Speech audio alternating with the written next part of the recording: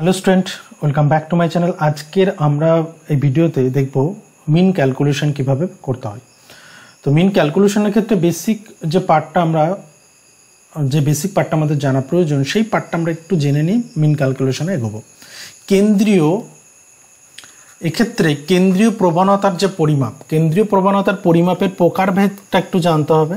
কেন্দ্রীয় প্রবণতার পরিমাপের প্রকারভেদের মধ্যে আমরা কি আছে এর মধ্যে, ওকে, অর্থাৎ types of measure of central tendency. তার মধ্যে একটা পার্ট হচ্ছে মিন, আরও দুটি পার্ট আছে, তোমরা সেই দুটি পার্ট সম্পর্কেও প্রত্যেকের একটা আইডিয়া আছে। কেন্দ্রীয় প্রবণতার পরিমাপ হলো এক ধরনের নমুনাসূচক মান যার চারিদিকে অন্যান্য সংখ্যা একত্রিত হয়। এই কেন্দ্রীয় প্রবণতার পরিমাপ সমূহকে আমরা তিনটি ভাগে ভাগ করি: মিন অর্থাৎ গড়, মধ্যমা মিডিয়ান অ্যান্ড মোড, যাকে আমরা বাংলাতে বলে থাকি প্রচুরক। গড়, মধ্যমা, প্রচুরক, মিন, মিডিয়ান, মোড। আমরা আজকের এই ভিডিওতে আলোচনা করব মিন, কিন্তু এই মিনের আবার তিনটি ভাগ আছে। কি ভাগ?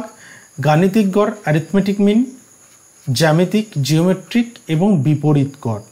আমরা হারমোনিক মিন নয়, আমরা আজকে জানবো কি অ্যারিথমেটিক মিন, যে গাণিতিক গড় বলতে আমরা কি বুঝি এবং সেটা কিভাবে আমরা বার করি। দেখো, কেন্দ্রীয় প্রবণতার পরিমাপের সর্বাধিক প্রচলিত এবং জনপ্রিয় যে মেথড সেটা কিন্তু গাণিতিক গড়। এবং গাণিতিক গড়কে তথ্য রাশির সমস্ত তথ্যের ভিত্তিতে কিন্তু নির্ণয় করা হয়। একটা তথ্য রাশিতে যা ডেটা দেওয়া থাকবে সেই সমস্ত তথ্য রাশির ভিত্তিতে কিন্তু নির্ণয় হয়। তাই কি হয়? তাই এটি হলো কেন্দ্রীয় প্রবণতার প্রকাশের একটা প্রতিনিধিত্বকারী সংখ্যামান। আর এই একই বৈশিষ্ট্যসমূহ তথ্য রাশি যখন থাকবে, হ্যাঁ, একই বৈশিষ্ট্যের তথ্য রাশি যদি থাকে, তাহলে সেটাকে কি করি আমরা? সেই তথ্য রাশির মানসমূহকে যোগফল দিয়ে মোট সংখ্যা দিয়ে ভাগ করলে যে ভাগফল পাওয়া যায় সেটাকে আমরা গাণিতিক গড় বলি, তাই তো? আমরা একটা সিম্পল গড় আমরা বের করি। যেমন মনে করো একটা বিদ্যালয়ে 10 জন ছাত্রের যদি গণিতের প্রাপ্ত নম্বর এটি হয়: 80, 72, 85, 65, 68, 60, 40, 35, 75, 30। এই যে 10 জনের নম্বর, খুব সিম্পল। এই 10 জনের নম্বর যোগ করব এবং যোগ করে আমরা 10 দিয়ে ডিভাইড করব। অর্থাৎ কি, একই বৈশিষ্ট্যসমূহ, যেহেতু একই বৈশিষ্ট্যসমূহ তথ্য রাশির মানগুলোকে আমরা যোগ করি এবং সেই যোগফলকে আমরা মোট তথ্য সংখ্যা দিয়ে ভাগ করি। কজনের তথ্য আছে এখানে? 10 জনের তথ্য। 10 জনের তথ্য। তো সেক্ষেত্রে এই 10 জনের তথ্যের উপর বেস করে আমরা এই মানটা নির্ণয় করব। ওকে, আমরা এটা কিভাবে নির্ণয় করব? তাহলে সেক্ষেত্রে দেখো, সমাধান আমরা যদি করি, এক্ষেত্রে প্রাপ্ত নম্বর কি?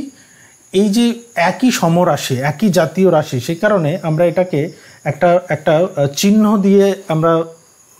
চিহ্ন দিয়ে ইন্ডিকেট করি। হ্যাঁ, এই যে এটা হলো সামেশান। সামেশান হচ্ছে একটা গ্রিক অক্ষর যার অর্থ একই জাতীয় রাশির সমষ্টি। তাহলে একই জাতীয় রাশির সমষ্টি, দেখো প্রত্যেকটি পার্ট যেহেতু এদের যে বৈশিষ্ট্য একই ধরনের, সেক্ষেত্রে আমরা এগুলোকে যোগ করে কত হলো? 610। এবার এই যে রাশিটা, এখানে আমাদের এন সংখ্যা কত দেখতে হবে। ছাত্র সংখ্যা কত? এন সংখ্যা হচ্ছে 10। কারণ এই যে গড়টা আমরা পেলাম 610, এই 610 কতজন ছাত্রের গণিতের প্রাপ্ত নম্বর? 10 জন। তাহলে 10 জন ছাত্রের গণিতের প্রাপ্ত নম্বর হচ্ছে 610। তাহলে আমরা খুব সহজে এখান থেকে গাণিতিক গড় বের করতে পারবো। তাহলে গাণিতিক গড় আমাদের কি হবে? গাণিতিক গড় খুব simple, summation x by n. আচ্ছা, সামেশান এক্স কত? 610 আর এন হচ্ছে 10। তাহলে অ্যান্সার হচ্ছে 6-1। তাহলে এক্ষেত্রে এটা একটা মেথড, যে আমাদের যদি সমজাতীয় রাশি থাকে, তো সেক্ষেত্রে সমজাতীয় রাশি থেকে আমরা এভাবে গড় বের করতে পারি। তবে এই ধরনের গড়কে সরল গাণিতিক গড় বলা হয়ে থাকে। এবং এক্ষেত্রে আর একটা বিষয় খুব গুরুত্বপূর্ণ, যে যদি আমাদের সমজাতীয় রাশি না থাকে, তাদের রাশি যদি একই রকমের না হয়, তো সেক্ষেত্রে যেখানে রাশির প্রত্যেকটি মান একই গুরুত্বের সাথে গ্রহণ করি, সেখানে আমরা এই নিয়মটা করতে পারবো। কিন্তু রাশির মান যদি বিভিন্ন হয়, অর্থাৎ রাশির মানের যে গুরুত্ব সেটা যদি আলাদা হয়, তাহলে কিন্তু এই মান আমরা করতে পারবো না, এভাবে আমরা করতে পারবো না। এরও একটা এক্সাম্পল আমরা নিয়েছি। এবার দেখবো এই যে পার্টটা আমরা আলোচনা করব, এটাকে আমরা কি বলি? নেক্সট যে পার্টটা আমরা আলোচনা করব সেটা হচ্ছে ওয়েটেড অ্যারিথমেটিক মিন, যেটাকে আমরা কি বলি? গড়কে ভারযুক্ত গাণিতিক গড় বলি, অর্থাৎ সবার মধ্যে সব মানগুলো একই ধরনের নয়। কেমন, একটা এক্সাম্পল দিলেই বুঝতে পারবে। এখানে 10 জন ছাত্রের মান কিন্তু একই রকমের ছিল। 10 জন ছাত্রের গণিতের প্রাপ্ত নম্বর, সেই প্রাপ্ত নম্বরটাকে আমরা গড় বের করলাম। এরপর চলে আসছে আমরা যে এখানে দেখো 100 জন ছাত্রের একটা লিস্ট, 100 জন ছাত্রের সমাজতত্ত্বে প্রাপ্ত নম্বর দেওয়া হয়েছে এবং তার ভিত্তিতে একটা গড়। দেখো 50 ছাত্রের নম্বর হচ্ছে দেখো 50 জন 50 নম্বর পেয়েছে কতজন ছাত্র? 10 জন। 52 নম্বর পেয়েছে 16 জন। 57 নম্বর পেয়েছে 30 জন। তো এভাবে 100 জনের ছাত্রের নম্বরের একটা প্রাপ্ত নম্বরের একটা লিস্ট দেওয়া আছে। তাহলে এখান থেকে আমাদের যদি গড় বের করতে হয়, কিভাবে বের করব? এখান থেকে তো আর সেম ভাবে আমরা গড় বের করতে পারবো না, সবগুলো যোগ করে পারবো কি? পারবো না। তাহলে এখানে একটা মেথড কি করতে হবে, এই এক্স আর এফ, এক্স হচ্ছে নম্বর আর ছাত্র সংখ্যা হচ্ছে এফ ফ্রিকোয়েন্সি, এই দুটোকে গুণ করতে হবে। অর্থাৎ সেক্ষেত্রে আমাদের কি করতে হবে, যে যেমন মনে করো তাহলে এর সঙ্গে আমাদের গুণ করতে হবে কি, 50 জনের 50 নম্বর পেয়েছে কতজন? 10 জন। 52 নম্বর পেয়েছে কতজন? 16 জন। 57 নম্বর পেয়েছে 30 জন। তাহলে সেক্ষেত্রে আমরা 50 × 10, 52 × 16 প্লাস 57 পেয়েছে 30 জন, প্লাস 60 নম্বর পেয়েছে 19 জন, প্লাস 62 পেয়েছে 18 জন, এবং 65 পেয়েছে কতজন? 65 × 5 প্লাস 70 পেয়েছে মাত্র 2 জন। তাহলে 70 × 2। তাহলে এই যে ক্যালকুলেশন, এই ক্যালকুলেশনটা এবার আমাদের করতে হবে। এই ক্যালকুলেশন করলে কি দাঁড়ায়? 500, 832, 1710, 1140, তারপর দাঁড়াচ্ছে 1140, 1116, 325 এবং 70 দুগুণে কত? 140। ওকে, তাহলে এক্ষেত্রে আরেকটা পার্ট আমাদের এটাকে ভাগ করতে হবে কি দিয়ে? Divided by. এটা মনে রাখবে, এটা যেহেতু একটা লাইনে আসেনি, আমি তাও একটা লাইনে করে দিলাম। হ্যাঁ, ডিভাইডেড বাই 100। কেন? কারণ n সংখ্যা, আমার ছাত্র সংখ্যা কত? 100। তাহলে এটা ডিভাইডেড বাই 100। তাহলে এটাকে যোগ করবে, এটাকে যোগ করে দেখবে, যোগ করলে হচ্ছে আমাদের 5763 ডিভাইডেড বাই 100, অর্থাৎ 57.63, রাইট? তাহলে বোঝা গেল যে এই মেথডে আমাদের যদি এমনভাবে দেয়, এইভাবেও তোমাদের দিতে পারে। হ্যাঁ, দুটো মেথডই দেখে রাখতে হবে। যদি 100 জন ছাত্রের এরকম গড় নম্বর দেয় এবং সেখান থেকে যদি মিন বার করতে বলে, তাহলে খুব সহজেই আমরা এই মেথডটাকে সামনে রেখে বা এই মেথডটা অ্যাপ্লাই করে আমরা কিন্তু মিন বার করতে পারি। এক্ষেত্রে আমাদের আরেকটা পার্ট আমি একটু মিস করে গেলাম, যে ক্ষেত্রে কিন্তু সূত্র আমাদের কি হবে? সূত্র সামেশন fx বাই n। ওকে, এবার এক্ষেত্রে এই সূত্রটাই অ্যাপ্লাই করতে হবে। সামেশন fx বের করলাম কি দিয়ে? সামেশন fxটা বের করলাম, দেখো fx হচ্ছে 50 × 10, এটা বার করলেই কিন্তু আমার fx হয়ে গেল, এই যে fx। এবং এই যে টোটাল মানটা বের করলাম, এটাই কিন্তু সামেশন fx। সামেশন fx আর n কত? n হচ্ছে 100। ওকে, ডিভাইডেড বাই 100 করলাম। তাহলে এটা হচ্ছে একটা মেথড।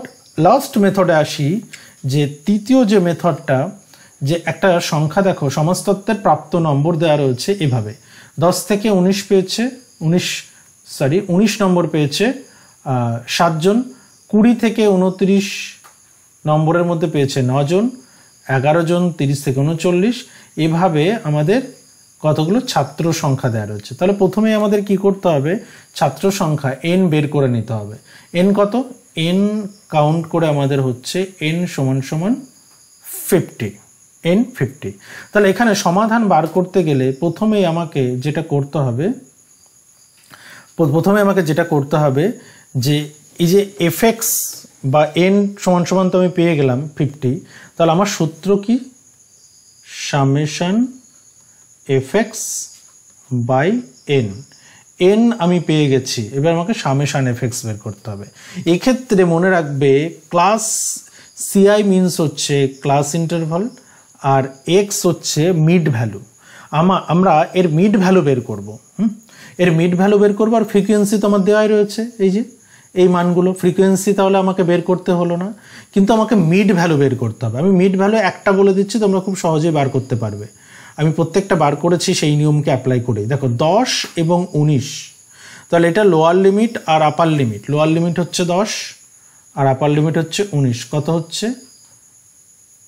এটাকে ডিভাইড করতে হবে 2 দিয়ে, তাহলে কত হলো? 29 ডিভাইডেড বাই 2 সমান সমান 14.5।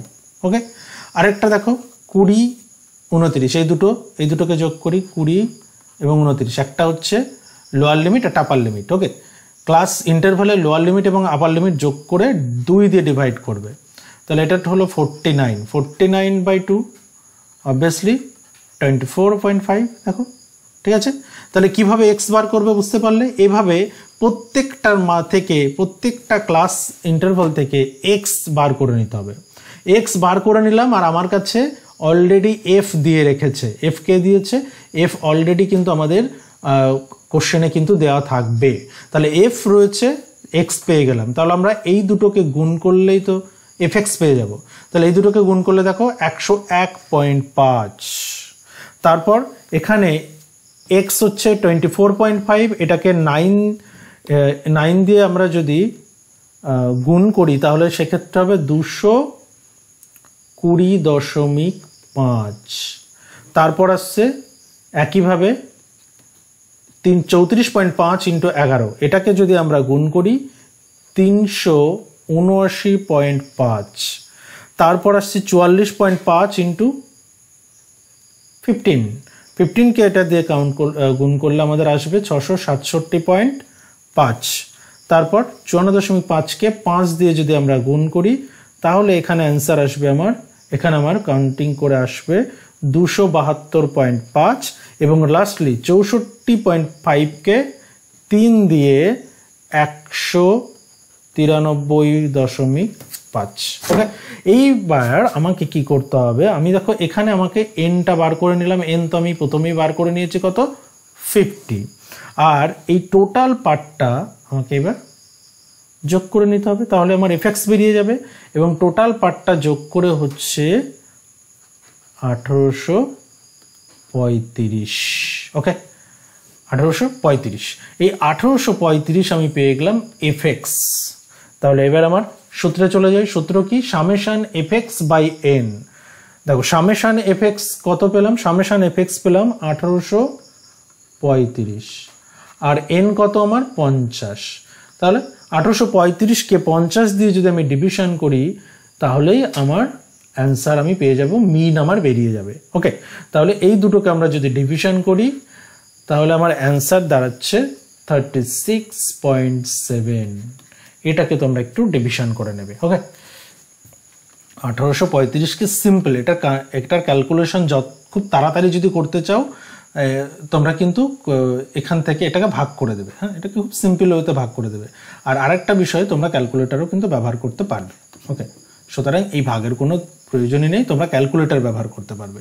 সেই ক্যালকুলেটর দিয়ে তোমরা খুব সহজেই এই মিনটা কিন্তু বার করে নিতে পারবে। ওকে, তাহলে মিন, 3 ধরনের ডেটা দিয়ে আমরা কিভাবে মিন বার করব সেই প্রসেসটা কিন্তু আজকে আমরা জানলাম। ওকে, আশা করছি তোমরা এই পার্ট থেকে অন্য কোনো ডেটা যদি তোমাদের কাছে থাকে বা অন্য কোনো পার্ট যদি তোমাদের কাছে থাকে তোমরা খুব সহজেই এটা থেকে করতে পারবে। একজন তোমরা কমেন্ট বক্সে জানিয়েও ছিলে একটা ডেটা থেকে মিন বার করার জন্য। তো আশা করছি তোমরা এই পার্ট থেকে সেই পার্টটা খুব সহজেই বার করতে পারবে। হ্যাঁ, তোমার যে কমেন্ট বক্সে যে ডেটাটা দিয়েছিলে সেই ডেটাটা এই ডেটার মতোই অনেকটা সিনোনিমাস। ঠিক আছে, এই মেথডে তোমরা ফেলে মিন বার করে তোমরা কমেন্ট বক্সে অ্যান্সার জানিও। তোমরা কোশ্চেনটাও দিও, একই সঙ্গে সঙ্গে কমেন্ট বক্সে অ্যান্সারটাও জানিও, তাহলে আমি চেক করে দেখে নেবো। ওকে, তাহলে আশা করছি মিন তোমরা বুঝতে পেরেছো। আর পরবর্তী ভিডিওতে আমি খুব দ্রুত, মানে আগামীকালই আমি আনার চেষ্টা করছি মিডিয়ান এবং মোড, দুটো পার্ট আমরা একটা ভিডিওতেই দেখব। আপাততভাবে মিন শেষ করছি এখানেই। দেখা হচ্ছে খুব শীঘ্রই পরের ভিডিওতে।